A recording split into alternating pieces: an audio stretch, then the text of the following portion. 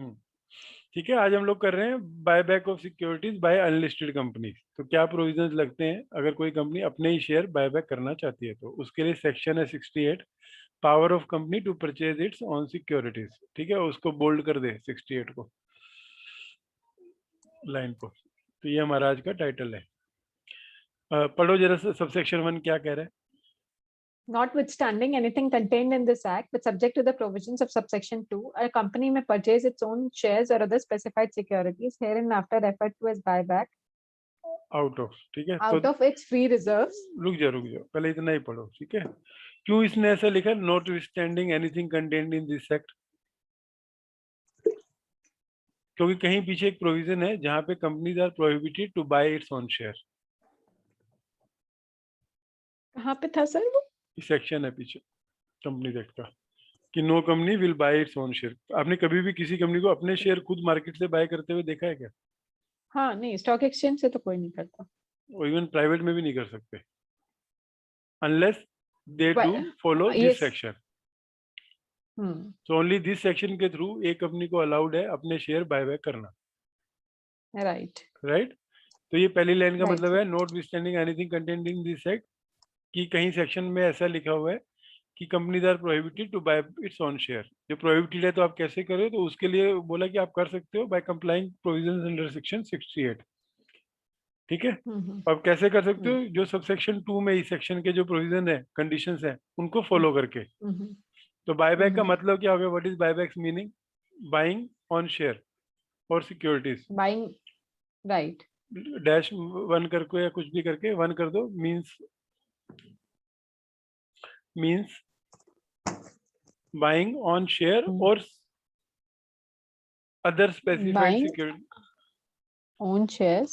तो equity shares cover हो गए, प्रेफरेंस शेयर कवर हो गए, और अदर स्पेसिफाइड सिक्योरिटीज। तो स्पेसिफाइड सिक्योरिटीज क्या है वो डेफिनेशन में आएगा।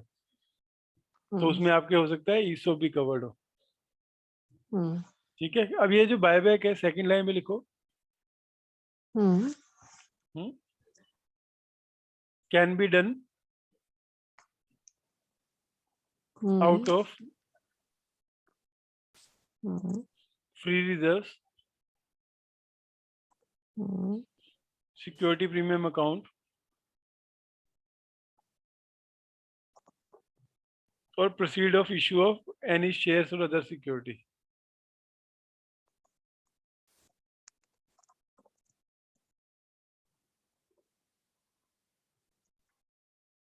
Other securities, उसके ब्रैकेट में लिख दो प्रायर टू 1 year, क्योंकि 1 year के अंदर अलाउड नहीं है।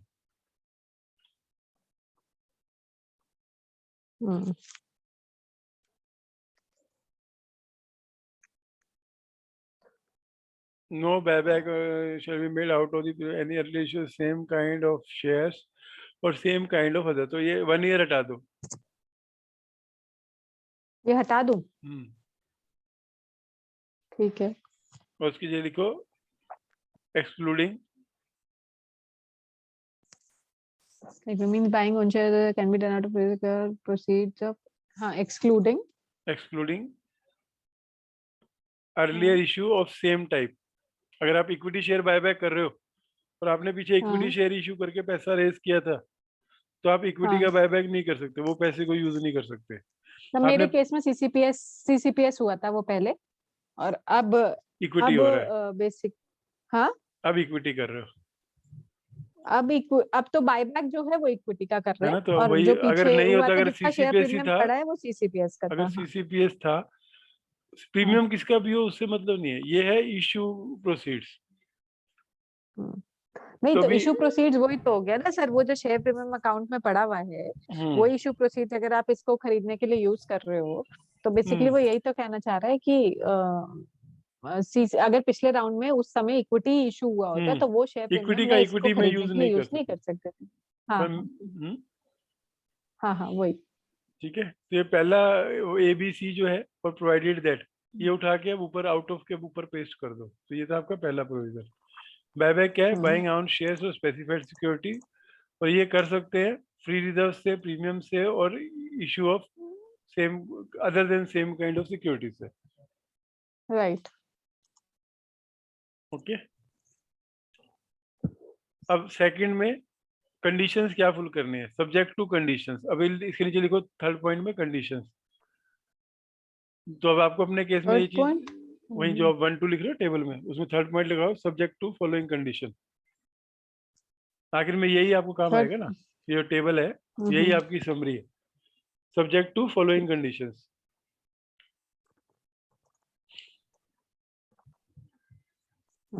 ठीक है, पहली क्या है,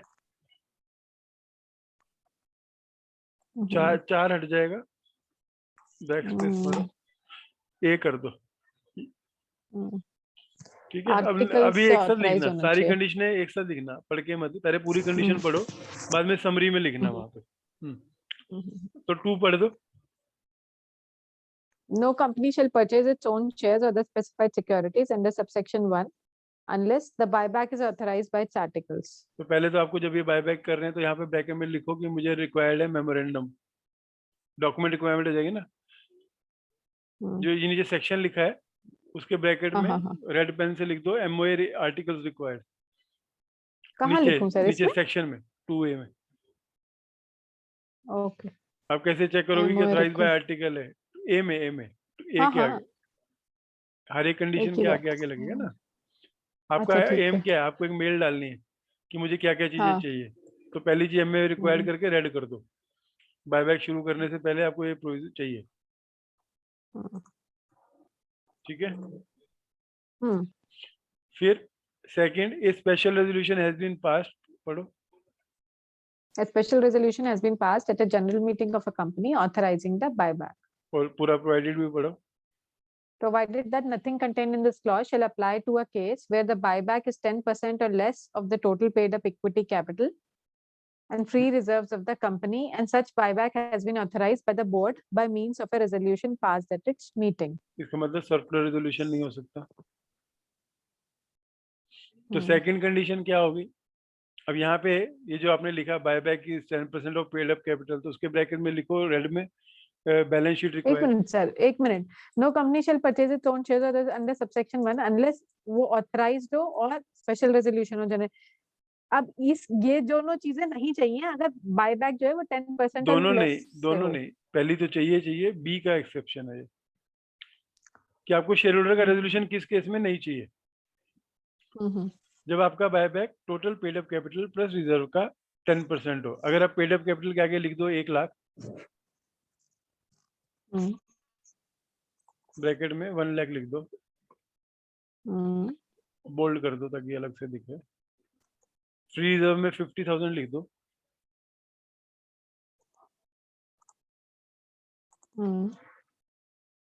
तो यहाँ पे बायबैक जो अलाउड है बोर्ड की अप्रूवल के थ्रू, तो कितना होगा, वो कितने रुपए तक का बायबैक कर सकते हो?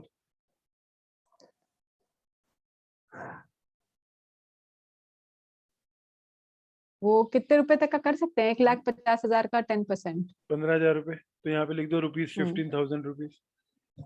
तो rupees maximum amount you can 15,000। Maximum amount you can spend on buyback is ₹15,000। तो आपको इस फिगर को मैक्सिमम रिप्लेस करना है। Amount that can be spent on buyback is 10% rupees of, 15,000। हाँ ठीक है।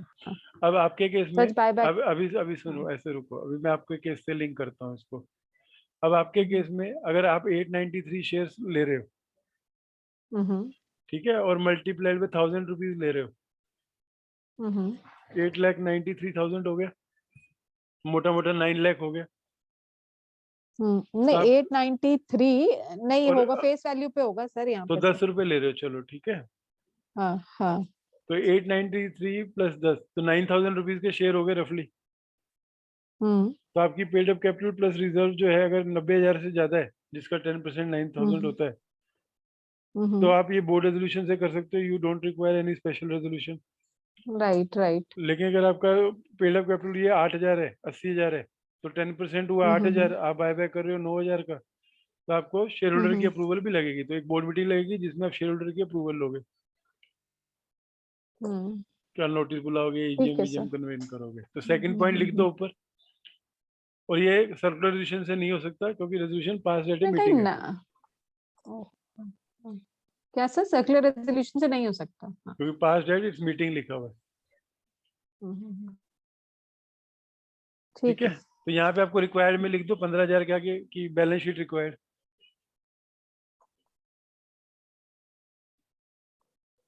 अगर बैलेंस शीट नहीं दे रहा बैलेंस तो शीट बैलेंस शीट नहीं दे रहा है पे फ्री रिजर्व्स की फिगर। तो paid up capital plus free reserve की फिगर मांगो।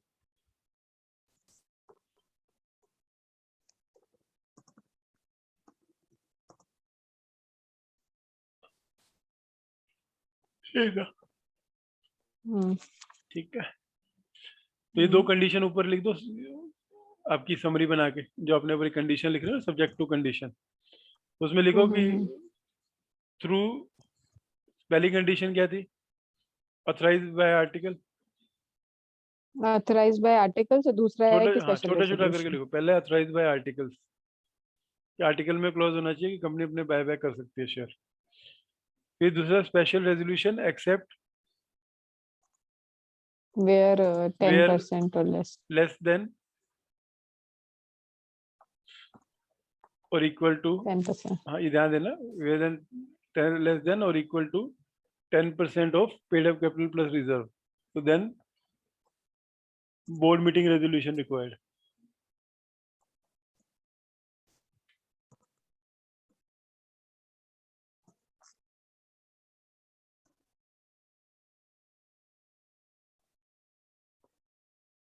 इतना पढ़, मैं कुछ खाने को लाता हूँ चटपट, रिकॉर्डिंग होल्ड करता हूँ। आपने डिनर नहीं करा सर? करा ना, ठीक है, अगली कंडीशन पढ़ो। सर यहाँ पूरा ऊपर लिखा ही नहीं, अभी हमने ये वाला कहाँ लिखा है? क्या? Provide nothing contain this clause shall apply to case except किया वेयर। ना, देखो जरा ध्यान से, अच्छा हाँ एक्सेप्ट, हाँ हाँ हाँ। पूरा The पढ़ाऊंगा, buyback टेंशन is क्यों ले रही 25. The buyback is 25% or less of the aggregate of paid up capital and free reserves of the company, है? provided that in respect of the buyback of equity shares in any financial year, the reference to 25% in this clause shall be construed with respect to its total paid up equity capital in that financial year. ठीक है, अब यहाँ पे फिगरें लिखो। Paid up capital plus reserve जो था आपका 1.5 लाख था, उसका 25% कितना होना चाहिए? 1.5 लाख का 25% कितना होगा? आधा हो गया 75, 30%। उसका आधा हो गया 37,500। हाँ ठीक है, ब्रैकेट में 35,000। स्माइली भी बिल्कुल सही बना। ठीक है, तो ये 37,500 है। हाँ, क्या कह रहा है? हाँ। अगर ये The buyback is 37,500 है, सुनो, हाँ और उधर ऊपर उसने लिखा है कि अगर आप 10,000 के अंदर कर रहे हो, 15,000 के अंदर, तो बोर्ड की अप्रूवल लगेगी। लेकिन अगर आप शेयर होल्डर पे भी जा रहे हो तो भी आप 37,500 से ऊपर नहीं जा सकते एक साल में। राइट। ठीक है, और 37,500 इन दैट फाइनेंशियल ईयर। तो अगर 20-21 में आप कर रहे हो तो 20-21 की ही कैपिटल देखनी है उस टाइम, जो कैपिटल है।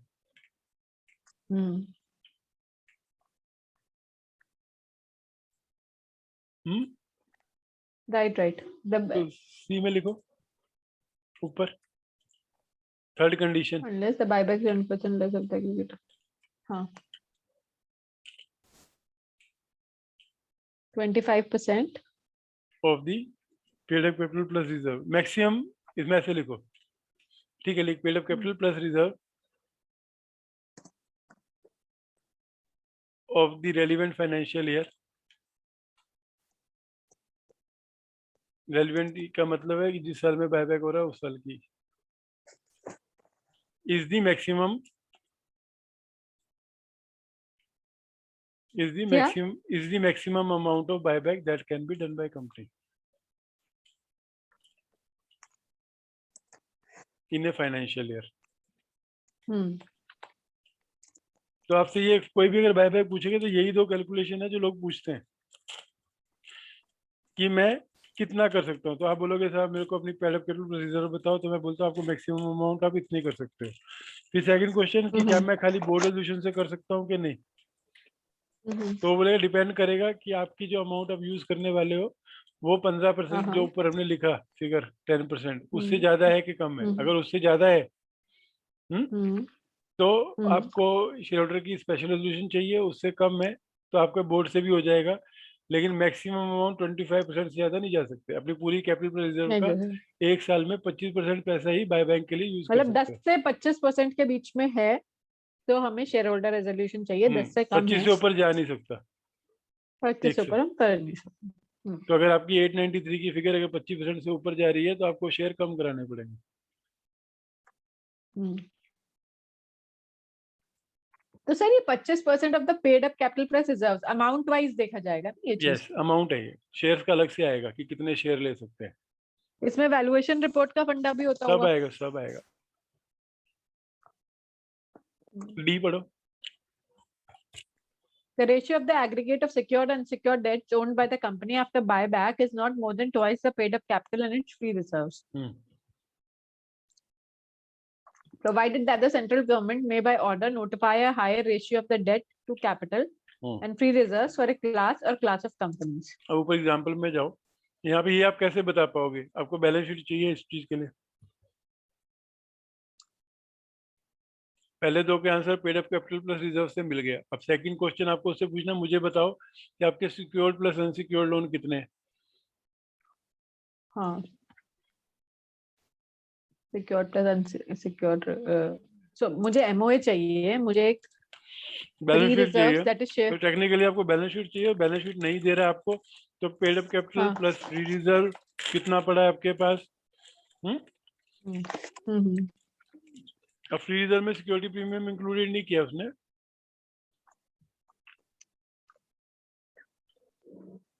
लिमिट्स के लिए फ्री रिजर्व मतलब फ्री रिजर्व ही है, सिक्योरिटी प्रीमियम एडिड नहीं है।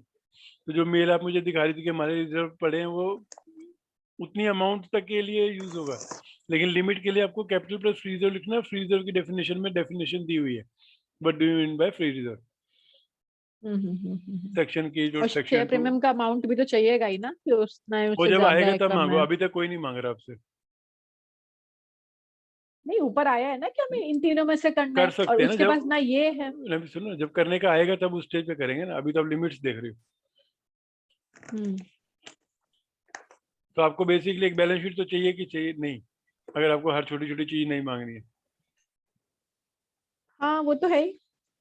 ठीक है, अब यहाँ पे जो शेयर प्रीमियम लिखा है उसकी जगह लिखो secured and unsecured loan.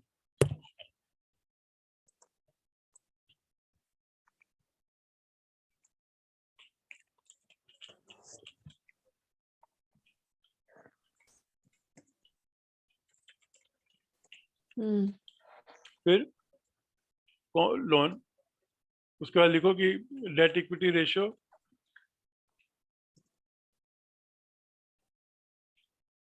Not more than 2:1 post buyback. तो अगर इक्विटी अगर आपने ज्यादा ड्रॉ डाउन कर ली और रेशियो बढ़ गई तो आपको कम शेयर करने पड़ेंगे। राइट। तो अगर आपकी 1.5 लाख की कैपिटल थी, 37,500 आपने ले लिया, तो अभी आपके पास बच गई कैपिटल 11,500, मतलब 1,15,000 कुछ बच गई, 1,12,500। और अगर आपके डेट हैं 3 लाख, तो आप 37,500 नहीं कर सकते ना, मैक्सिमम अलाउड है लेकिन आप कर नहीं पाओगे क्योंकि आपकी डेट रेशियो इक्विटी बदल जाएगी। यहाँ लिखना चाहिए ना सर ये तो। हाँ, तो अब यहाँ पे लिखना है कि post buyback debt equity ratio, और डेट के ब्रैकेट में सिक्योर्ड प्लस अनसिक्योर्ड लोन, और इक्विटी में पोस्ट पोस्ट बायबैक इक्विटी। क्या खा रहे हो सर आप? Cream roll. हेल्दी खा लो, ड्राई फ्रूट्स खा लो। ये कल वैलेंटाइन पे मिला है तो उसका हम सर वैलेंटाइन तो अभी बहुत दूर है। अभी 7 दिन होते हैं ना, ऐसे क्या कर रही है? Rose day, propose day, chocolate day. अच्छा मैम, आप अभी भी अभी इतने सालों बाद भी सब कुछ करती है। हाँ तो मैंने भी चॉकलेट दी, ऐसे क्या कर रही है? मैंने दिया तो उसने भी पर्स में से निकाल के दिया कि देखो मैं भी लाई। चलो अच्छा है सर, मतलब ये चीजें होनी चाहिए, पता है मुझे भी बहुत लगता है, वेरी इंपॉर्टेंट। पर मैंने नहीं दिया। डेट सिक्योर्ड एंड क्या नहीं दिया आपने? तूने? बोले होनी चाहिए पर मैंने दिया नहीं, मेरे को याद नहीं कब देना होता है। मैं अपने मेरा बायबैक पति में मुझे ही कभी कुछ देता ही नहीं है, तो मैंने भी नहीं दिया। मैंने छोड़ दिया सब कुछ। हाँ अब मैं सिर्फ सन्यासी हो गई, सिर्फ जॉब करती हूँ। गुड। ठीक है, डेट रेशियो जो है पर पोस्ट पोस्ट बायबैक इक्विटी करो, पोस्ट इश्यू नहीं, पोस्ट बायबैक इक्विटी।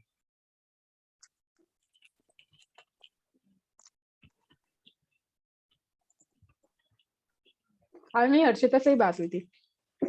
क्या बाद में बात करते हैं, रिकॉर्डिंग चालू है। हाँ हाँ हाँ,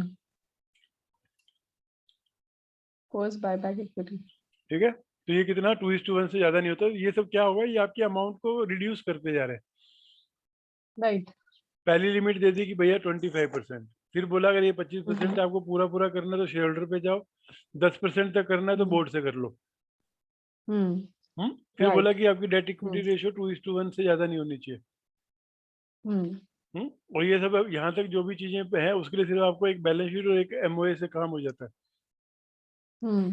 जितना भी अभी मांग रहे हैं। बट अब बैलेंस शीट कितनी पुरानी चाहिए, एकदम कौन सी लेटेस्ट, डेट पे हाँ वो चाहिए? भी आगे आएगी धीरे रूल्स में। हाँ। ठीक है, आगे बढ़ो। और सेंट्रल गवर्नमेंट जो है सर्टेन क्लास के लिए ज्यादा भी दे सकती है। हम्म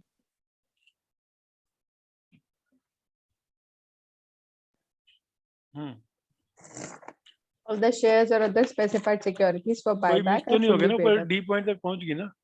कोई पॉइंट लिखना छूट तो नहीं गया? Secured and secured ही था last. आपने टेबल Fully में paid up. 4 कंडीशन लिखी क्या आपने तो? हाँ हाँ लिख लिए, और अब है कि all the securities for buyback तो security partly should be paid fully share paid. Up can not be bought back.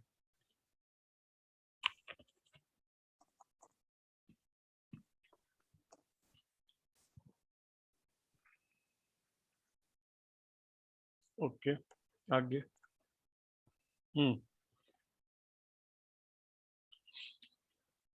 ठीक है, जो लिस्टेड कंपनी है वो सेबी रेगुलेशन के हिसाब से करेंगी। लिख दो।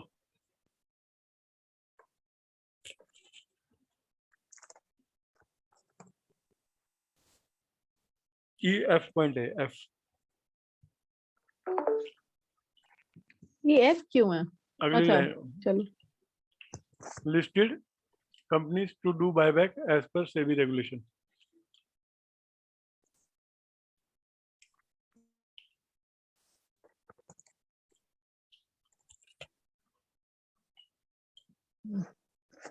ठीक है। आगे बढ़ो। आपके केस में नोट एप्लीकेबल लिख लो इसको, क्योंकि हम अनलिस्टेड कंपनी के लिए कर रहे हैं।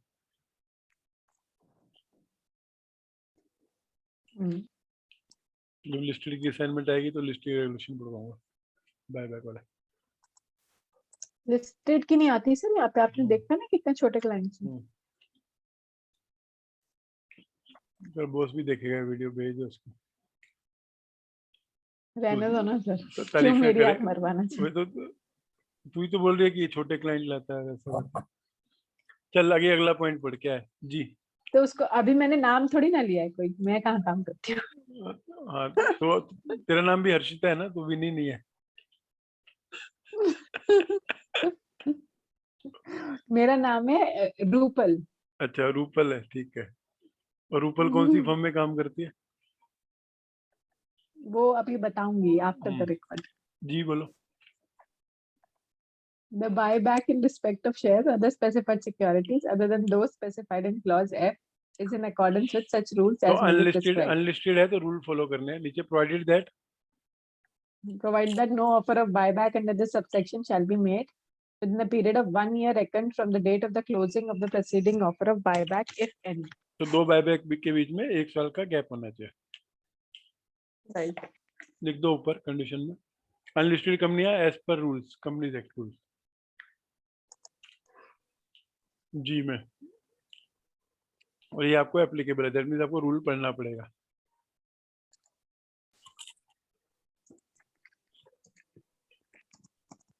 Gap of 1 year between two buybacks. ठीक है। ओके, लेमन लैंग्वेज में। ये हो गया सब। आ गया। The notice of the meeting in this special proposed to pass under clause B of subsection shall be accompanied by next sir मैं ये लिख देती हूँ इसमें कि नहीं लिखना नहीं है, पढ़ना है। अभी आपके 893 केस में ए बी सी डी का आंसर दो। अगर आप 893 शेयर्स ले रहे हो तो हर एक का आंसर दो। ए में क्या लिख रही हो, बी में क्या लिख रही हो। A full and complete disclosure of all material facts.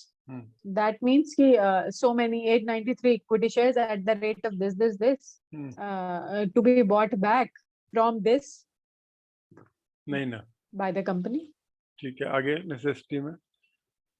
Necessity for the buyback में आएगा कि अब मुझे ये बताओ, अभी मुझे ये बताओ, आप जब बायबैक की बात करोगी तो क्या किसी स्पेसिफिक शेयर का बायबैक होता है?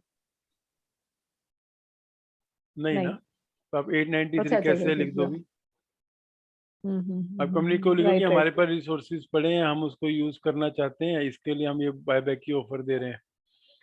नेसेसिटी क्या है इससे कि हमें कैपिटल बेस कम करना है ताकि सबको रिटर्न अच्छी मिल सके। आप समझ रहे हो, ये स्पेसिफिक नहीं है, वो आपको पता है कि स्पेसिफिक करिए, लेकिन है ये सबके लिए। फिर क्लास ऑफ शेयर्स और सिक्योरिटी, इक्विटी कर रहे हो, प्रेफरेंस शेयर कर रहे हो, क्या इशू कर रहे हो, क्या बायबैक करना है आपको?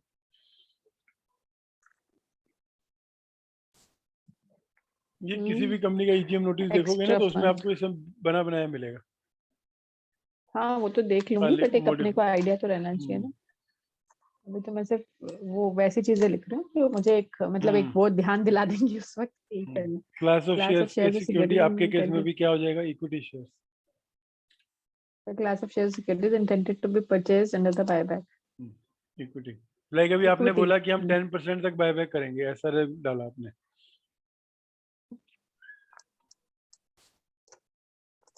नहीं, आपका बायबैक ऑफर जो रहेगा to buy back up to 10% of the share, और वो सेम रेशियो में सबको एंटाइटलमेंट के हिसाब से जाएगा।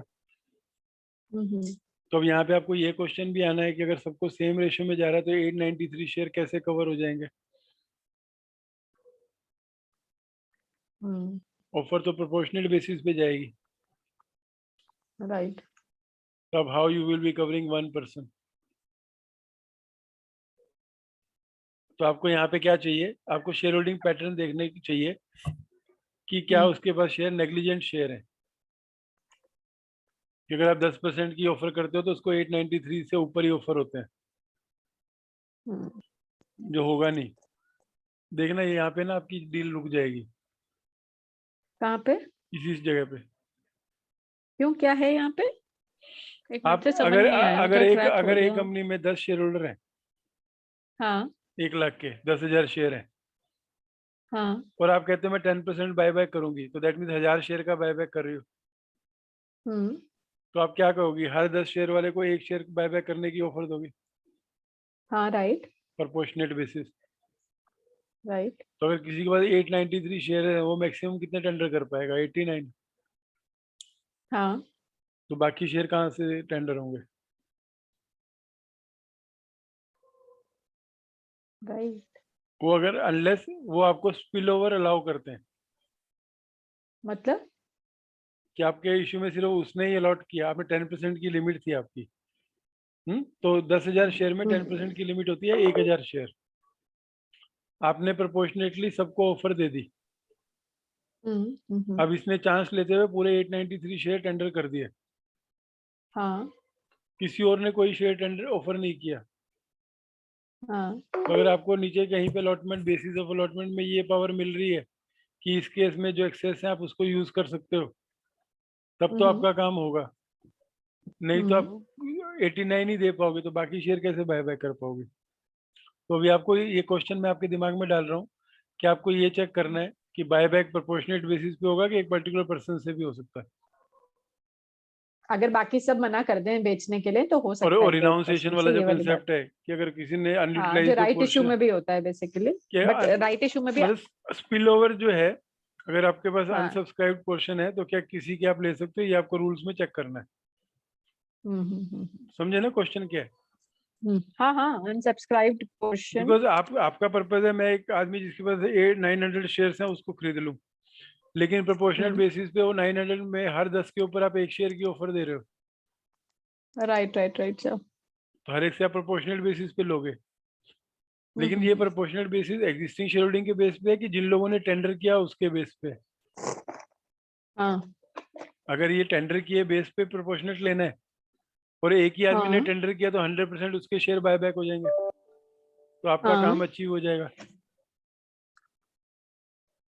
लेकिन राइट अगर सर। ये एग्जिस्टिंग शेयर होल्डिंग के बेस पे आपको टेंडर ऑफर करनी है तो आप नहीं कर पाओगी। तो 100 में से 99% जो रहेगा यहाँ पर आगे वो ये लिखा होगा कि जो शेयर टेंडर किए गए उनको प्रोपोर्शनल बेसिस पे बायबैक करना है। तो अगर आपने 1000 का बायबैक ऑफर निकाला और किसी ने भी नहीं किया, सिर्फ एक ही आदमी ने किया 893, तो उसके पूरे पूरे तो शेयर उसको बायबैक हो जाएंगे। ये हमको आपको वैलिडेट करना है आगे कहीं ऐसा लिखा हुआ है क्या, तभी आपका पर्पस सोल्व होगा। राइट समझ गई मैं। ठीक है, अब देखो The buyback. buyback under subsection 1 may be from the existing shareholder, एक security minute holders on a आराम से, इतनी जल्दी क्या है? डी और ई पढ़ा नहीं ऊपर? ये the amount to be invested under the buyback, तेरे मतलब ये केस में यहाँ तो कितना वो आएगा शेयर प्रीमियम या फ्री रिजर्व्स का जो भी होगा। कितना पैसा आप रखने के लिए रेडी कर रही हो?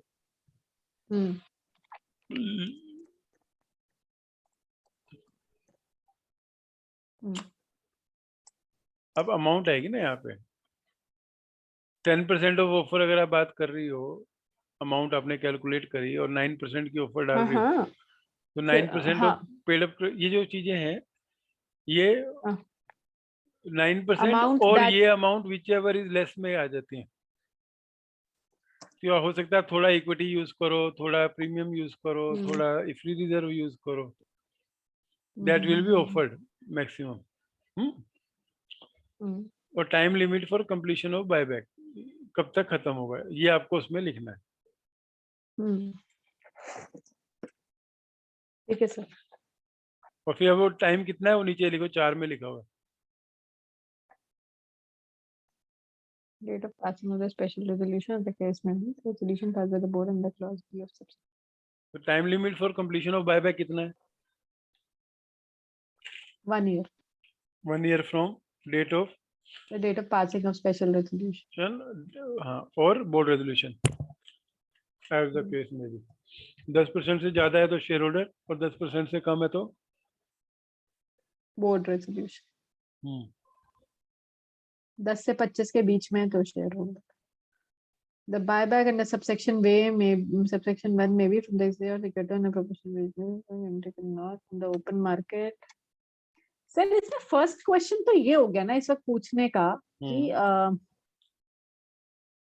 उसका शेयर प्रीमियम वो कैसा है? अमाउंट कितना है? मैं वही बोल रहा हूँ, वो कब होएगा? अभी आपने 10% की अमाउंट ले ली कि मैं 9% इन्वेस्ट करना है मेरे को, 9,000 रुपये आ गया। लेकिन क्या आपके पास free reserve plus premium plus previous issue की अमाउंट मिला के 9,000 रुपये है क्या? 9,000 भी मैं सोच रही हूँ, अभी तो मुझे भी नहीं पता उसका प्राइस हाँ क्या है। ठीक है ना, इसलिए आपको बैलेंस शीट चाहिए ना सब कैलकुलेशन के लिए। हाँ ठीक है। बड़ा आगे Purchasing of from open proportionate basis or purchase issued to the buyback under subsection 1 may be from the existing shareholders or security holders on a proportionate basis from the open market by purchasing the securities issued to employees of the company pursuant to a scheme of stock option or sweat equity। तो मैंने इसलिए आपसे पहला question पूछा था कि आप मुझे बताओ कि ये जो शेयर है ईसॉप स्कीम से तो नहीं इशू किए हुए? तो अब उसमें क्या है, अप्रपोर्शनेट नहीं लगेगा ना। अगर 5 लोगों को दिया तो उन्हीं 5 लोगों से लेना है, तो आपका केस यहीं पे कवर हो जाता है सी में। लेकिन अगर नॉर्मल शेयर्स थे तो अब हर एक शेयर होल्डर से ट्रांसफर हुए थे प्रोपोर्शनेट बेसिस पे लेना है। राइट।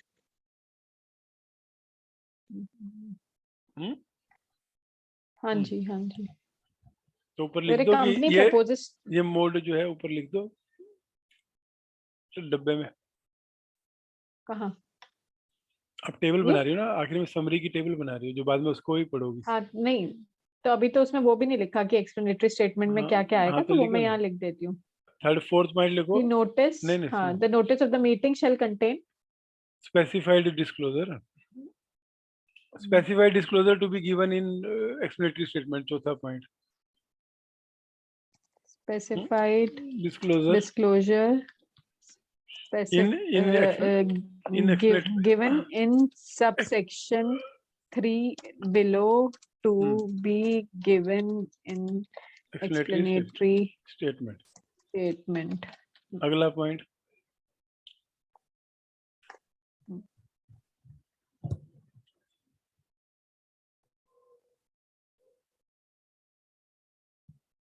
चलो हिंट लेके समरी अपने दिमाग से लिख लेंगे. Every buyback shall complete in period of 1 month later purchase special. Time period for completion of buyback 1 year. So buyback to be completed from 1 year. Completion 1 year from passing of resolution.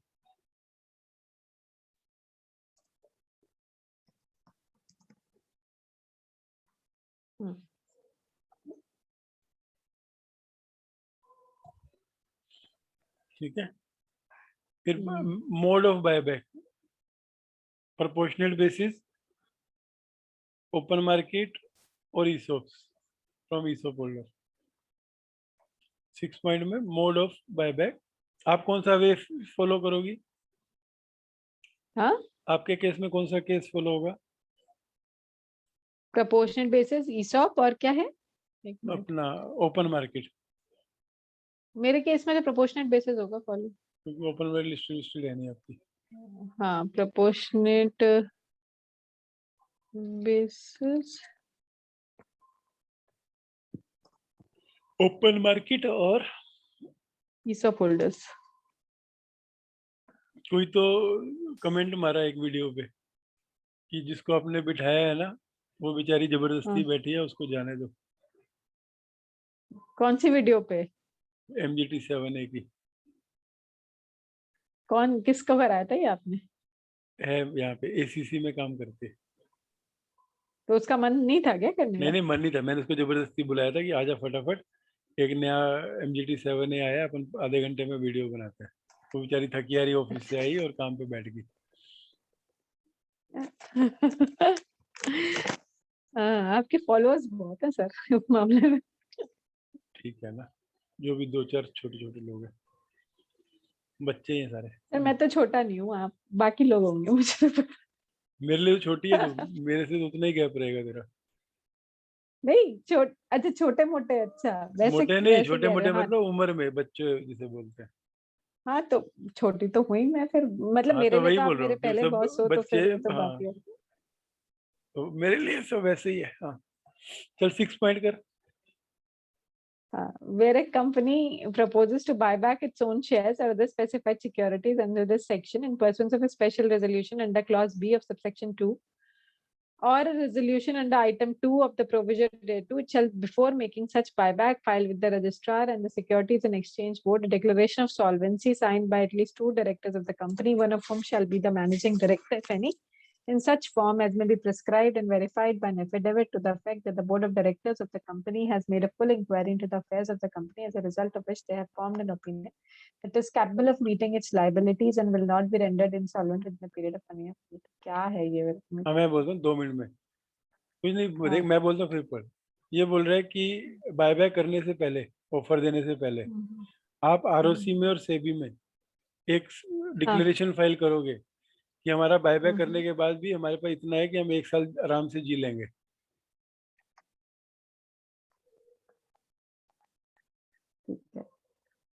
Declaration to be filed. 7th condition होगी declaration of solvency signed by 2 directors to be filed with ROC bracket SEBI उसके bracket में for listed company. Signed by 2 directors जिसमें 1 MD हो गया, bracket में 1 MD. ठीक है. To be filed with ROC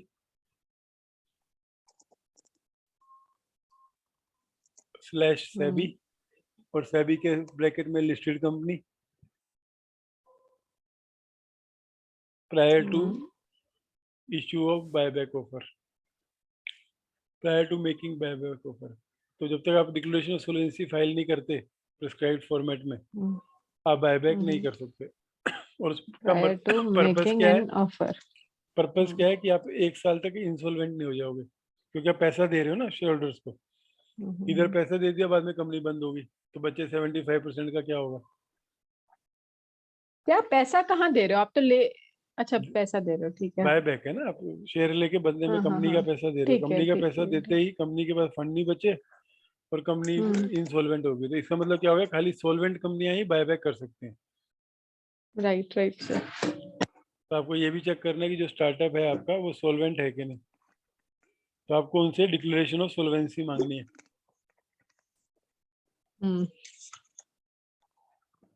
लिख दो कि डिक्लेरेशन ऑफ सॉल्वेंसी चाहिए हमको उनसे। हाँ, तो सब एक जगह आई एम राइटिंग।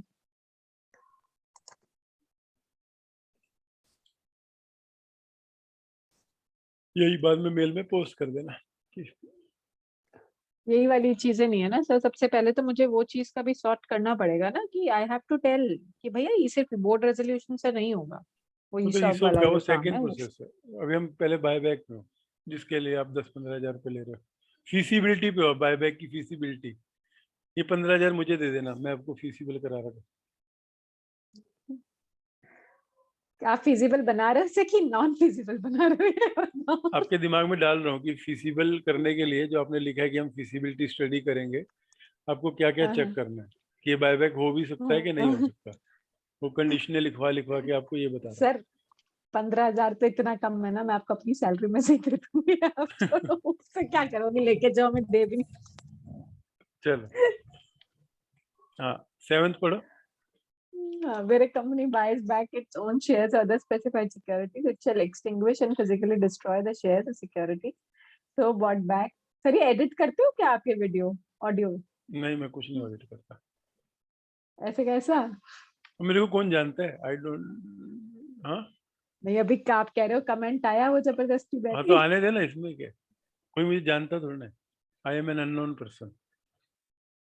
ओह, कभी देखिएगा तो ना, मेरे इसमें कंपनी वीडियो में अपनी फोटो दिखा रहा हूँ नहीं ना। वो भी चेंज करना है उसको, राइट मूव एकेडमी डालना। अब ये लिख दे, अभी ये जो तेरा पॉइंट है, ये तेरे को उसको कॉपी पेस्ट करके डालना है कि क्यों क्या? हम वही शेयर पूल पे नहीं इशू कर सकते, बिकॉज वो शेयर खत्म हो जाएंगे। सर ये तो मेरा boss is not saying only, तो मैंने ठीक उसको है, फिर बोला ना अगर कि नहीं बोल रहे तो कंडीशन में लिख दे फिर इसको कि with in 7 days physically destroy the certificate.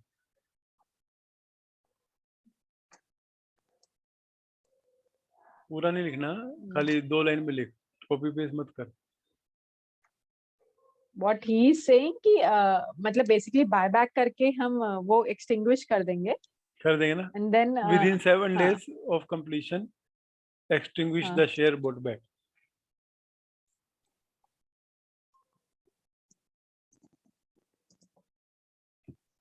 ठीक है, आगे बढ़, बाद में एनालिसिस करेंगे सारी समरी होने के बाद।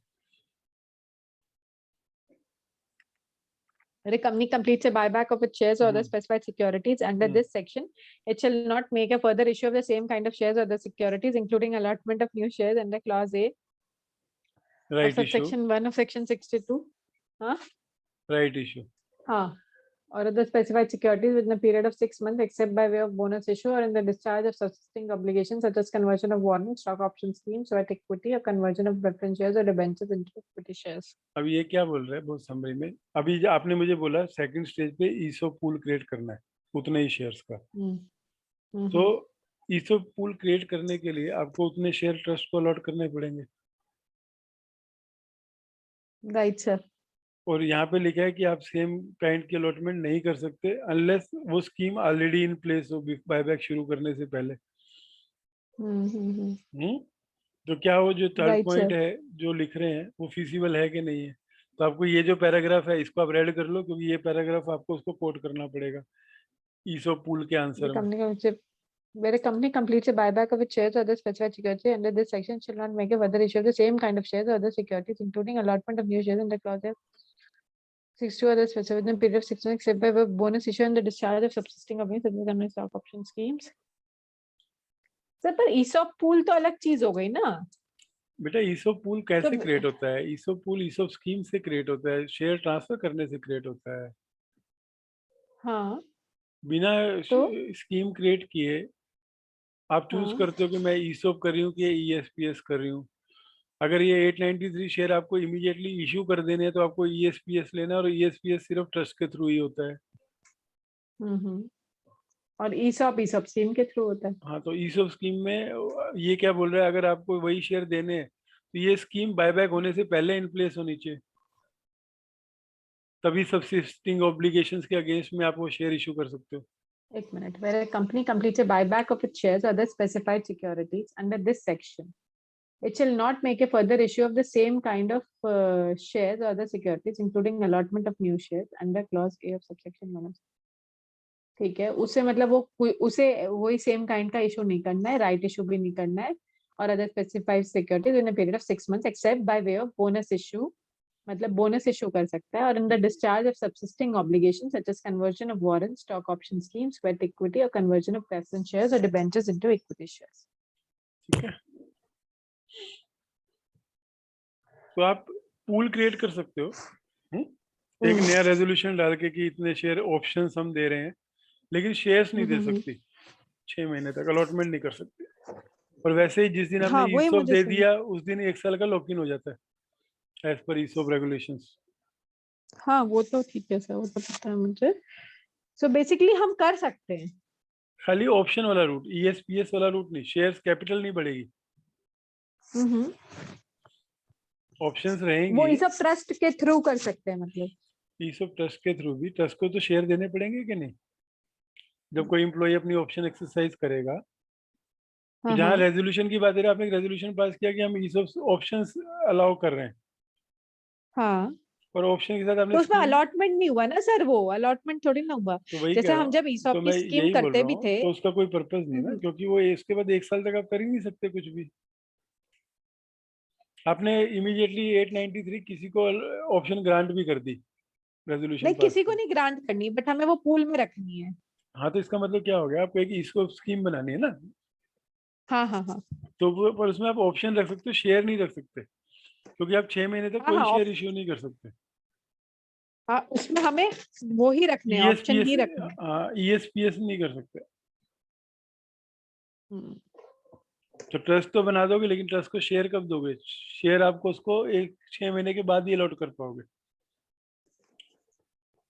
हम्म। ठीक है, ऊपर क्या लिख दोगे इसके बारे में? No fresh issue Within till, 6 months। हाँ, within 6 month except bonus और एग्जिस्टिंग कन्वर्जन्स।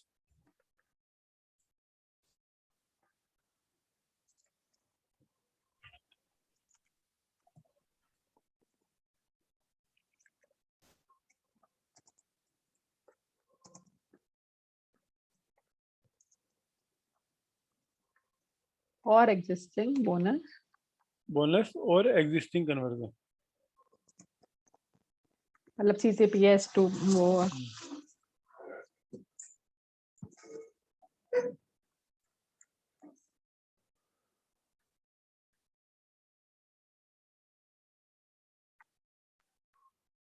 9th क्या है? Where a company buys back its shares or other specified securities under this section, it shall maintain a register of the shares or securities so bought, the consideration paid for the shares or securities bought back, the date of cancellation of shares or securities, the date of extinguishing and physically destroying the shares or securities, and such other particulars as may be prescribed. So register to be kept. ठीक है,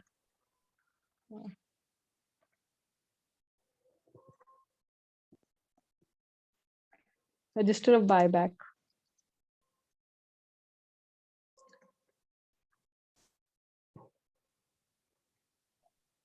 Be maintained. Next.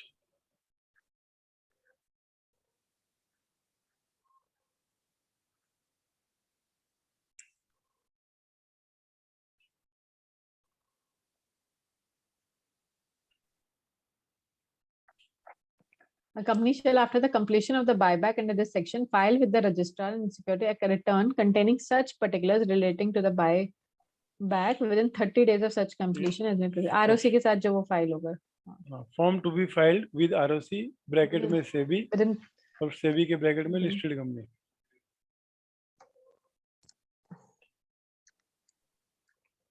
ये last process है, यहाँ जाके आपका काम खत्म होता है। आरओसी ब्रैकेट में सेबी ओब्लिक सेबी और ब्रैकेट SEBI में for listed company. हाँ इन 30 days of completion of buyback।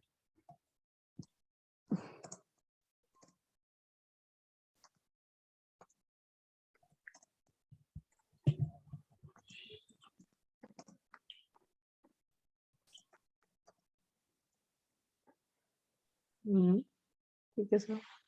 आगे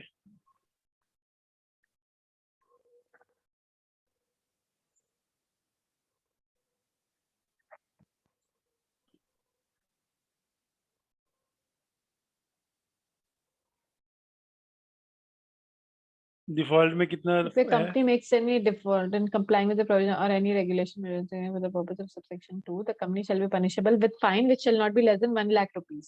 1 से 3 लाख। हाँ और ऑफिसर को डिफॉल्ट जिसने कराया ये काम imprisonment for a term which may extend to 3 years or with fine which shall not be less than 1 lakh rupees. 1 से 2 may extend to 2 लिखा और उधर ब्रैकेट में 3 लाख रुपए। हाँ ठीक है, तो पेनल्टी हो गई। फिर explanation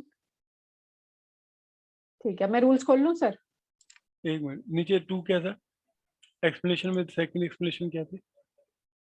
For the purpose of section, free reserves include securities premium account. तो अभी ये जो फ्री रिजर्व की हम बात कर रहे हैं, खाली इस सेक्शन के लिए सिक्योरिटी प्रीमियम को भी ऐड करना है उसमें। जल्दी फ्री रिजर्व में सिक्योरिटी प्रीमियम ऐड नहीं होता क्योंकि वो स्पेसिफिक पर्पस के लिए होता है। ठीक है, तो पहले आप एक बार कंडीशन को रन थ्रू कर दो 1 से 10 जो आपने पढ़ा, फिर रूल्स पे जाओ। Means buying own shares or other specified securities, ठीक है, ये तो this can be done out of free reserve, securities premium or proceeds of issue of any shares or other securities, but that should not be the same Same type of kind. securities like हाँ same kind like जिसको CCVS के बाद जिसको equity buyback कर रहे हो उसी के पैसों से नहीं कर सकते। हाँ subject to following conditions authorized by article, it should be authorized by articles, फिर एक special resolution होना चाहिए, स्पेशल रेजोल्यूशन। और स्पेशल रेजोल्यूशन होना चाहिए अगर 10 से 25% के बीच में बायबैक करना है, 10 से कम करना है तो बोर्ड रेजोल्यूशन से काम चल जाएगा, और 25 से ज्यादा हम कर नहीं सकते। देन डेट जो है debt equity ratio post buyback 2:1 होना चाहिए, उससे ज्यादा नहीं होना चाहिए। ये नहीं कि इक्विटी बहुत सारी खरीद ली और 2:2 हो गया या 2:3 हो गया। सिक्योरिटीज फुल्ली पेड होनी चाहिए। लिस्टेड कंपनी से भी रेगुलेशंस के हिसाब से करती हैं, 2 बायबैक के बीच में 1 साल का गैप होना चाहिए। नीचे सबसेक्शन 3 में एक्सप्लेनेटरी स्टेटमेंट में क्या क्या डिस्क्लोजर लेने हैं वो सब दिया हुआ है। फिर ये टाइम पीरियड इसका कंप्लीट करने का इस पूरे बायबैक प्रोसेस का 1 ईयर है। मोड ऑफ बायबैक है प्रोपोर्शनेट बेसिस पे भी कर सकते हैं हम, ओपन मार्केट से खरीद सकते हैं, ईसॉप होल्डर से खरीद सकते हैं। डिक्लेरेशन ऑफ सॉल्वेंसी जो है वो 2 डायरेक्टर्स साइन करेंगे और वो आरओसी में फाइल होगा कि हम अगले 1 साल तक सॉल्वेंट रहेंगे। Within 7 days of completion extinguish मतलब जो भी सिक्योरिटीज हैं वो बायबैक के कंप्लीट होने के 7 days में एक्सटिंग्विश करनी पड़ेंगी। कोई भी फ्रेश इशू हम 6 months तक कर नहीं सकते। फिर बायबैक का रजिस्टर मेंटेन करना है, और जो ये फॉर्म है ये आरओसी के साथ आरओसी में फाइल होगा within 30 days of completion of buyback. अब इसके नीचे देखो डॉक्यूमेंट रिक्वायरमेंट, और नीचे जो रेड में लिखा है वो सब पेस्ट कर दो कि शुरू करने से पहले हमको इतने डॉक्यूमेंट तो चाहिए। किसी को अगर बायबैक शुरू करना है तो ये डॉक्यूमेंट मिनिमम मंगाओ। ये नीचे लिखा है ना एम रिक्वायर्ड, ये रिक्वायर्ड, वो कॉपी पेस्ट कर दो।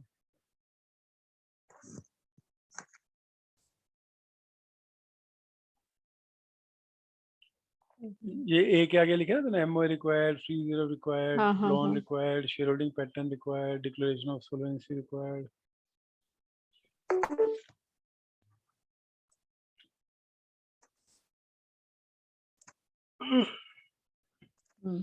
नींद आ गई तो ठीक है। ठीक है, अब आप ये जो भी 2 से लेके नीचे तक सब इसके ऊपर पेस्ट कर दो, क्योंकि अभी आप सेक्शन कवर कर चुके हो पूरा। और लास्ट में पेनल्टी लिख दो, कंपनी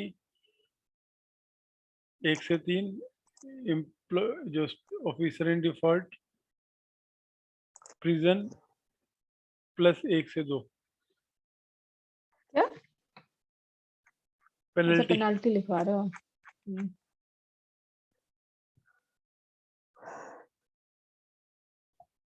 क्या है पेनाल्टी? कंपनी को लिखो 1 से 3 लाख, और ऑफिसर को प्रिजन प्लस 1 to 3 lakhs।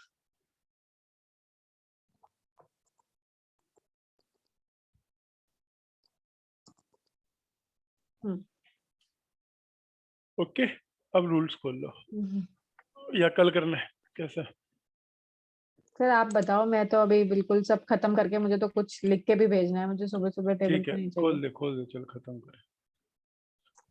आप बताओ, अगर हिम्मत नहीं है आपको तो सुबह भी नहीं, उठना होगा ना। कोई नहीं, करा देता हूँ। मैं तो वर्क फ्रॉम होम चल रहा है, आपको तो जाना होता है। बाय बैक का देखा था ना मैंने यहाँ पे।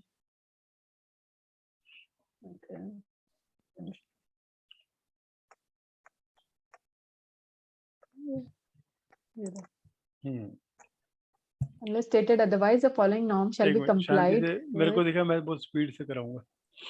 तो अब इसको एक बार कितने रूल्स हैं जरा दिखा दे, इसको नीचे तक कर दे क्या क्या। बस एक ही रूल है ये बाय बैक का, हाँ तो ये जरा एक बार दिखा दे, पहला समझ गया मैं, आगे बोल। क्या नीचे तक ले दे, एक बार स्क्रॉल कर दे पूरा एंड तक। नीचे ही कर दिया पूरा है। 12, 13, 14, ठीक है चल। हाँ, ला मैं कराता हूँ तेरे को स्पीड से। थोड़ा बड़ा कर हाँ, देगी इसको, बड़ा होता है। कोशिश कर लेती हूँ। नहीं तो कॉपी कर ले, चल कॉपी करके पेस्ट कर ले। डाउनलोड हो जाएगा ये, फिर बड़ा हो जाएगा, 1 मिनट रुको। करंट रूल ये खुला ना, ये देखो बड़ा सा खुलेगा ये। अब ठीक है सर, जूम करूं? हाँ जूम कर ले,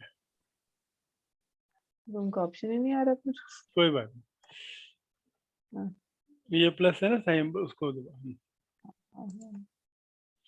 Unless stated otherwise, the following norms shall be complied with by the private companies and unless for buyback of the action statement to be annexed to अब ये क्यों the ऐसा लिखा? क्योंकि लिस्टेड कंपनियों को लिस्टेड के रेगुलेशन फॉलो करने, अनलिस्टेड कंपनी को ये रेगुलेशन right, फॉलो करना है।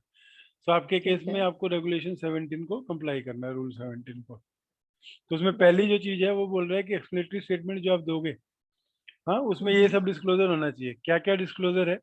कौन सी बोर्ड मीटिंग में बायबैक का प्रपोजल अप्रूव किया गया, आप बायबैक क्यों कर हम्म, रहे हो, कौन से हम्म, शेयर आप बायबैक में लेना चाहते हो, कितने शेयर लेना चाहते हो, आप कौन सा मेथड अडॉप्ट करोगे, मेथड में हम्म, ओपन मार्केट है, प्रोपोर्शनेट बेसिस है, के हिसाब से ले रहे हो, फिर आप किस हम्म। प्राइस पे कर रहे हो, फिर क्या बेसिस है। बेसिस आप तभी कर पाओगे जब आप वैल्यूएशन रिपोर्ट लोगे।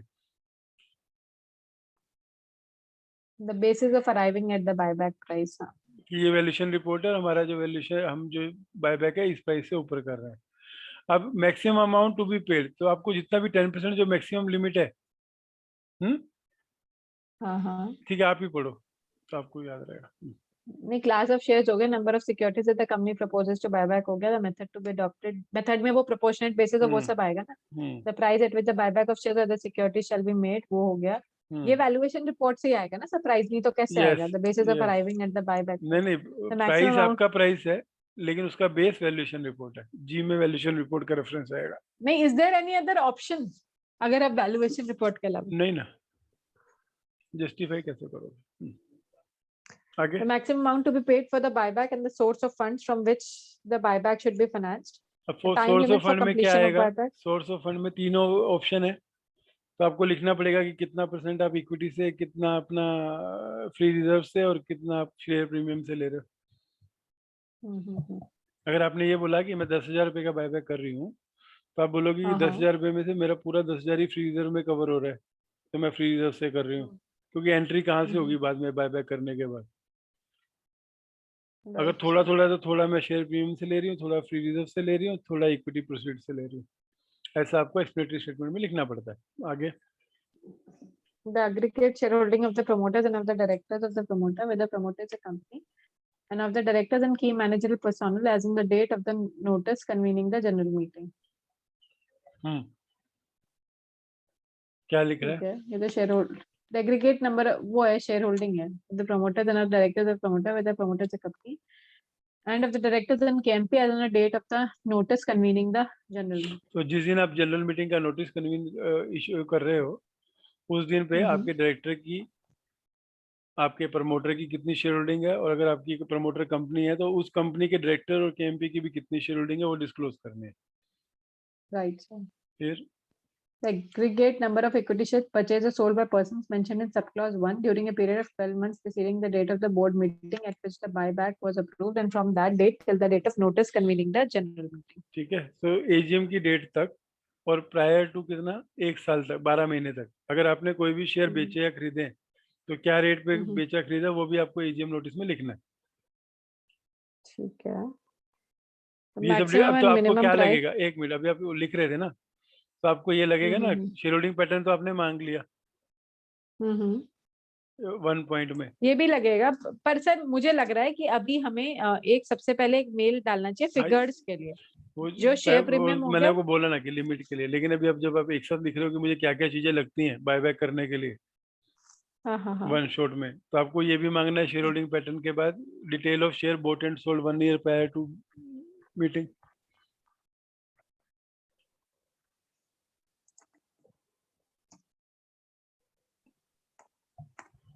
shares bought or sold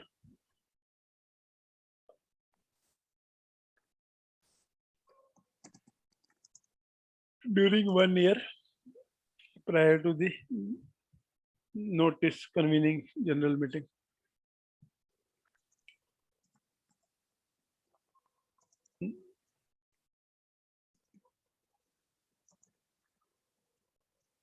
ठीक है, आगे बढ़ो.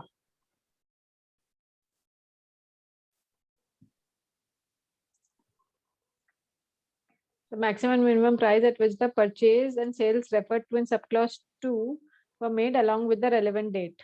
तो वही उसी के साथ जो आपने शेयर सेल परचेज लिखी, साथ में प्राइस भी लिखना है कि किस प्राइस पे करी.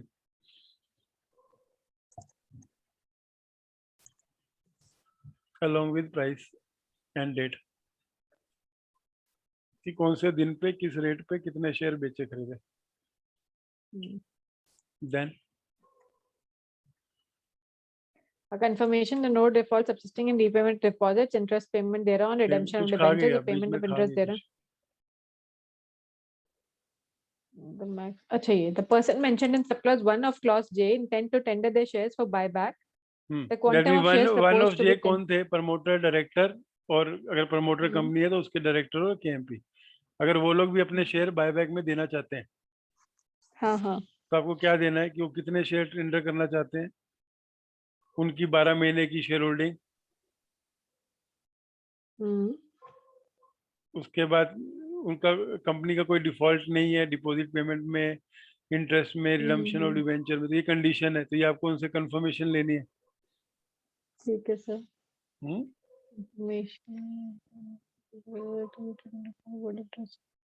ये सर अभी छोड़ देते हैं, है ना, ये कहानी दूर की है. ये सारी ये कहानी है कि उसमें आएगा क्या. हाँ, पर मेरे को एक बार फिर रन थ्रू करने दे क्योंकि वीडियो में तो चाहिए ना किसी को पढ़ना तो. तो मैं रन थ्रू कर देता हूँ. हाँ वो थोड़ा फटाफट हो जाएगा क्योंकि मेरे को रजिस्टर भी नहीं होगा और ये थोड़ी आगे की कहानी है. ठीक है, तो आपको अगर कोई जो प्रमोटर डायरेक्टर टेंडर कर रहे हैं तो आपको उन्होंने कितने शेयर वो टेंडर करना चाहते हैं, उन्होंने 12 महीने में क्या खरीदा बेचा वो देना है आपको. Right sir. फिर एक्सप्लेनेटरी स्टेटमेंट में कंफर्मेशन देनी है कि आपका कोई डिफॉल्ट नहीं है पेमेंट्स में, डिपॉजिट पे, इंटरेस्ट पे और डिवेंचर पे. नीचे आ जाओ.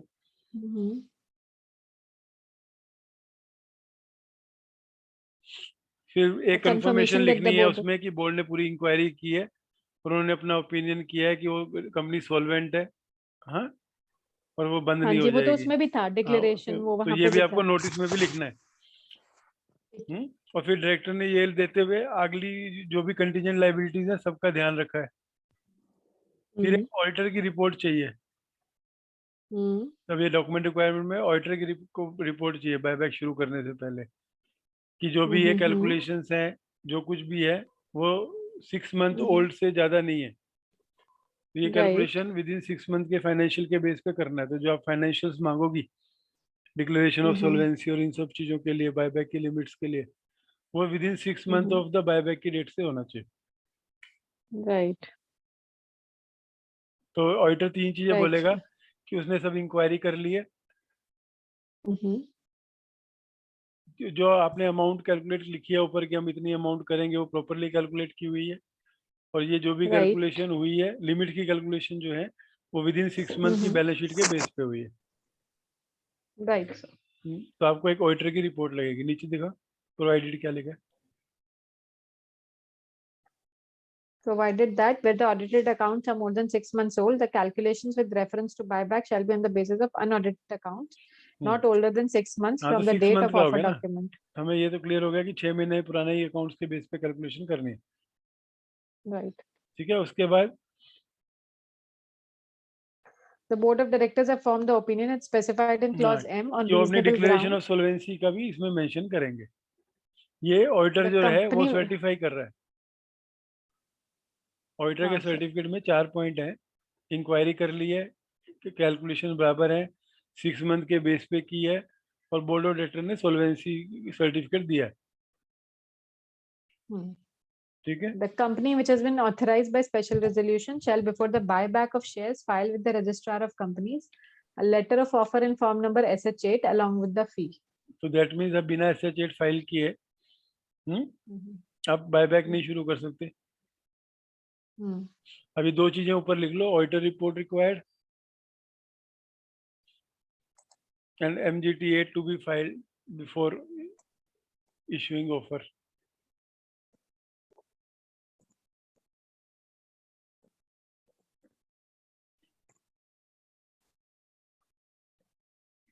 To be filed with ROC before issuing buyback offer. ये यहाँ नहीं आएगा।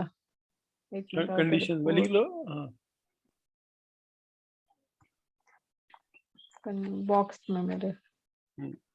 एक ऑडिटर रिपोर्ट रिक्वायर्ड लिख दो और नीचे लिख दो एक मिनट, चलो यहीं लेते। हाँ सर, ठीक है, आगे बढ़ो, बिफोर बाय रूल्स पे आ जाओ। आ रही हूँ सर, बिफोर बाय बैक।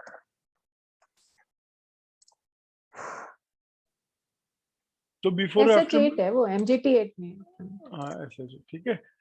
अभी Confusion बिफोर हो आफ्टर रहा में है। थोड़ा तो फर्क पड़ रहा है कि जब आपने शुरू किया था तब ये सब नहीं पता था, अब थोड़ा सा हो रहा है। हाँ हाँ ठीक हाँ, है। वो तो पता तो चलता ही है सर पढ़ के। अब declaration of solvency form SH9 में वो लिखने की जरूरत नहीं है। ठीक है।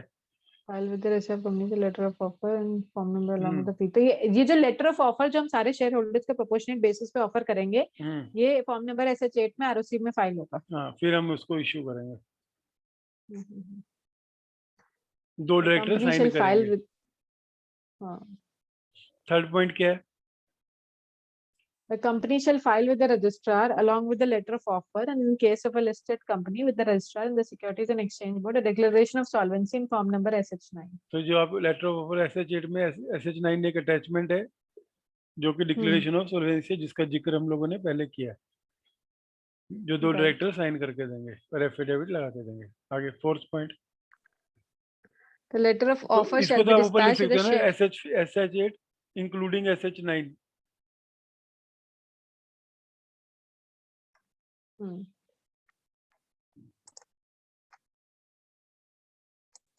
Including SH9 to be filed before buyback. Including SH9। ठीक है। आगे fourth point, Letter of offer shall be dispatched to the shareholders and security holders immediately after 20 days filing the of same with the filing. registrar तो of. Buyback जो offer है to be made in 20 days होगी। पढ़ लो, 2-3 पढ़ लो, फिर एक साथ लिख देना कि 20 दिन में, ROC में फाइल करने के 20 दिन में आपको इशू करना है offer document. The offer for buyback shall remain open for a period of not less than 15 days and not exceeding 30 days from the date of dispatch of letter of offer. जिस दिन आप dispatch करोगी 20 दिन के अंदर, उसके 15 से लेकर 30 दिन तक खुला रख सकती हो। The company, in case the number of shares of the specified securities offered by the shareholder, the security holders is more than the total number of shares, the securities shall be bought back by the company. The acceptance per shareholder shall be on a proportionate basis out of the total shares offered for being bought back. The company shall complete the verifications of the offer received within 15 days from the date of closure of the offer, and the shares or the security clause shall be deemed to be accepted unless a communication or rejection is made within 21 days from the date of closure of the offer. ठीक है, अब ये लिख ले यहाँ तक, नहीं तो भूल जाएगी. कंडीशन बॉक्स में जा और लिख कि 20. जा रही हूँ. ये सारा प्रोसीजर ही है बेसिकली, करना कैसा है यहाँ पे, और कोई कंडीशंस नहीं है. हाँ तो मैंने सेक्शन से ही बोला ना, कवर होगी. लेकिन अभी क्या, जब आपने कर ही दिया है फिर 2-4 चीज के लिए आप क्यों छोड़ रहे हो इसको? ठीक है, ये जो नीचे लिखा ना, ऐसे इंक्लूड ऐसे to be filed before buyback, उसके आगे लिखो dash offer to be issued in 20 days. मैं लिखवाता हूँ ना,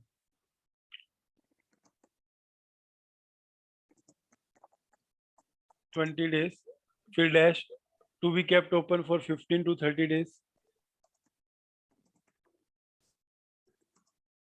15 to 30 days. हाँ, कितना टाइम देने का उनको. And with consent of member short dash करके, and with consent less than 15 days भी कर सकते हैं.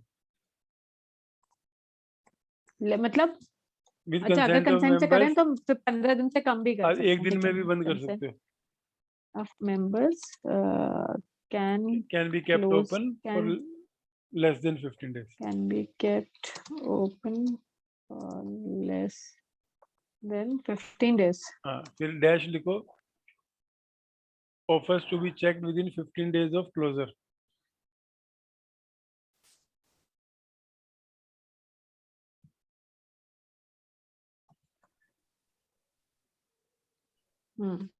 ठीक है.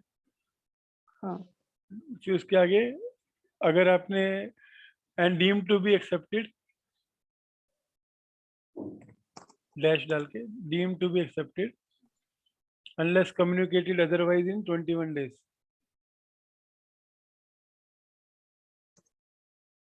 तो अगर आपने कुछ नहीं बोला तो ऑफर मानी जाएगी कि आपने एक्सेप्ट कर लिया, तो अब आपको पैसा देना पड़ेगा. फिर to be done on proportionate basis.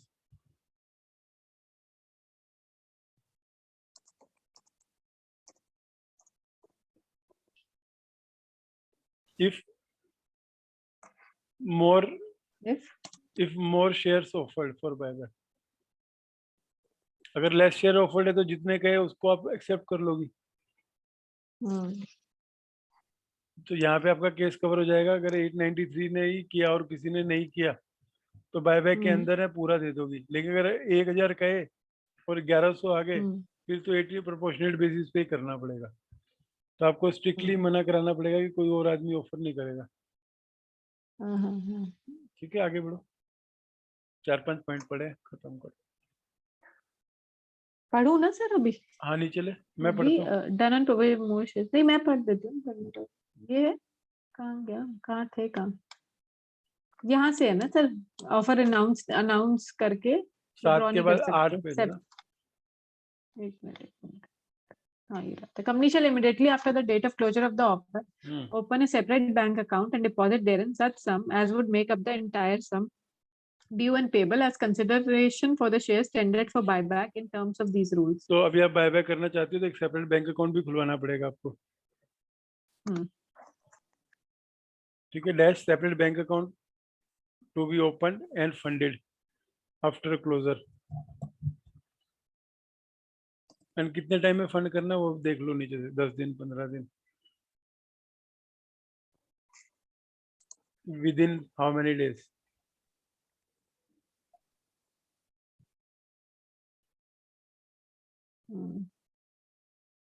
Immediately. The company shall within 7 days of the time. हाँ, इमीडिएटली लिखा है, ऊपर टाइम नहीं है. फिर ठीक है, आपको 7 दिन में. हाँ, immediately after date of open a separate bank account. अच्छा मैं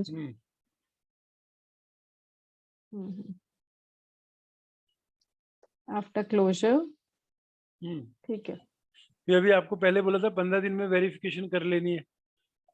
और 21 दिन तक right, आपको sir. हाँ ना कर देनी है। Right, sir. अब उस पीरियड के 7 दिन के अंदर आपको उनका पैसा दे देना है। Right, sir. अभी रूल्स में देखो क्या क्या कह रहे हैं कि 7 दिन के अंदर जो हमने वेरिफिकेशन कर ली है और रिजेक्ट कर दी है, सपोज हमने 15 दिन में ही वेरिफिकेशन करके हमने रिजेक्शन सबको भेज दिए, तो 15 दिन से 7 दिन मतलब 22वें दिन के अंदर अंदर पेमेंट कर दो शेयर होल्डर को। जिनका नहीं हुआ Right, sir. एक्सेप्ट उनके शेयर सर्टिफिकेट वापस कर दो। Hmm. हाँ, और तो ये 2 पॉइंट है। फिर 10वें पॉइंट में क्या है कि जो The letter of company shall offer, ensure that the हाँ letter contain true, factual and material information and shall not ठीक contain है, any ये तो जैसे prospectus के टाइम हाँ पे भी हम करते हैं, IPO के टाइम पे the company shall not issue any new shares including by way of bonus shares from the date of passing of special resolution authorizing the buyback till the date of closure of the offer and under these rules except those arising तो out of अभी एक बार any अगर आपने outstanding offer का resolution pass कर दिया, उसके बाद जब तक ये हाँ सब जी, खत्म नहीं हो जाता बायबैक, आप बोनस नहीं इश्यू कर सकते। right sir, बोनस का ठीक है, कोई भी शेयर नहीं but इशू कर सकते, बोनस न्यू कोई भी नहीं, एक्सेप्ट फॉर जो एग्जिस्टिंग कन्वर्जन के लिए थे। right, right, right. फिर ऑफर डॉक्यूमेंट में ये लिखेंगे कि सेपरेट बैंक अकाउंट जो है वो एडिक्वेटली फंड किया जाएगा कैश से। Hmm. फिर आप ये The offer company shall not withdraw नहीं withdraw करोगे। the company shall not utilize any money brought from a bank for the purpose of buying back its shares. ठीक है, वो तो लोन पहले ले ही से क्लियर है ये चीज तो लोन कि लेके आप फ्री नहीं कर रिजर्व सकते। हाँ सिक्योरिटीज प्रीमियम या प्रोसीड्स ऑफ इश्यू से कर सकते हैं, नहीं, तो पर ये तो अगर बात आपके पास लिखने की हार्ड भी कैश नहीं है। नहीं है ना, वो कैसे करोगे? आपको अलग, तो आप लोन लेके नहीं कर सकते, आपके बैंक में या असेट में इन्वेस्टमेंट बेच के कर सकते हो। अच्छा, हाँ ये भी एक अच्छी कंडीशन हो गई है। एक मिनट, can't take loan. For making buyback.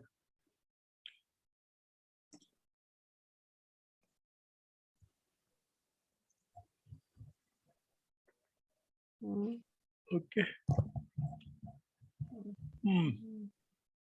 अब इसके बाद क्या था? रजिस्टर्स थोड़ा दिखाओ, 12, 13, 14। The entries in the register shall be authenticated नहीं, by the पहले ऊपर secretary का of the ए भी company. दिखाओ, थोड़ा सा ऊपर करो। हाँ, अभी सुनो, कंडीशंस जो हम लोगों ने अभी पढ़ी थी 10 पॉइंट में, कि लेटर ऑफ ऑफर करेक्ट होना चाहिए, आप कोई नया शेयर इशू नहीं करोगी रेजोल्यूशन पास होने के बाद, आप ये कंफर्मेशन दोगे कि जो सेपरेट बैंक अकाउंट है वो एडिक्वेटली फंडेड है। फिर आपने एक बार ऑफर कर दी तो आप इसको रिनाउंस नहीं कर, वापस नहीं ले सकते कि बायबैक कैंसिल हो गया, विड्रॉ नहीं कर सकते। फिर आप लोन लेके बायबैक नहीं कर सकते। एफ में क्या है?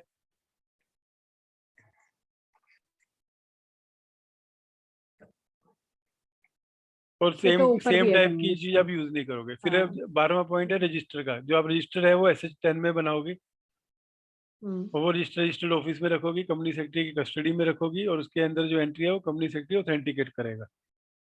राइट। तो आपको रजिस्टर लगेगा। उसके बाद जब सब कुछ हो जाएगा तो जो आपको रिटर्न फाइल करनी थी वो SH11 में फाइल करोगी, और उस SH11 में SH15 जो है वो PCS का सर्टिफिकेट वो लगाओगी कि बायबैक राइट। प्रोविजंस के हिसाब से हुआ है। तो राइट सर। ऊपर जाके जो 3 चीजें लिख दो उसके अंदर, कंडीशंस टू बी फुलफिल्ड, लाल वाले में। सर ये कंडीशन नहीं है, तो डॉक्स चल रहे हैं, डॉक्यूमेंट्स भाई हैं जो ये। कंडीशंस और जो है ना चल रहे हैं यहाँ पे, अब इसमें हाँ आपको हाँ हाँ। फॉर्म लगेगा ना, एक रजिस्टर ऑफ बायबैक हो गया और एक आपका SH11 हो गया।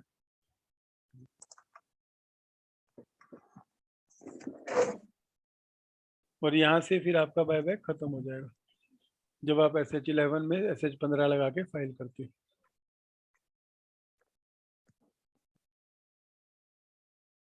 SH11 टू बी फाइल्ड ना, हाँ, विद विद, SH15। हाँ, for closure of the issue. तो बहुत बड़ा प्रोसेस है सर, इसमें तो बहुत सारी चीजें हाँ, तो यही मैंने आपको बोला ना, जितना पैसा आप कोट कर रहे हो इसमें तो उसका नोटिस भी नहीं बनता। सर एक मिनट रिकॉर्डिंग बंद कर दो, जरा बात करनी है।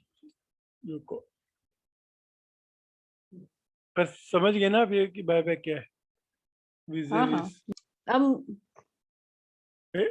स्टॉप।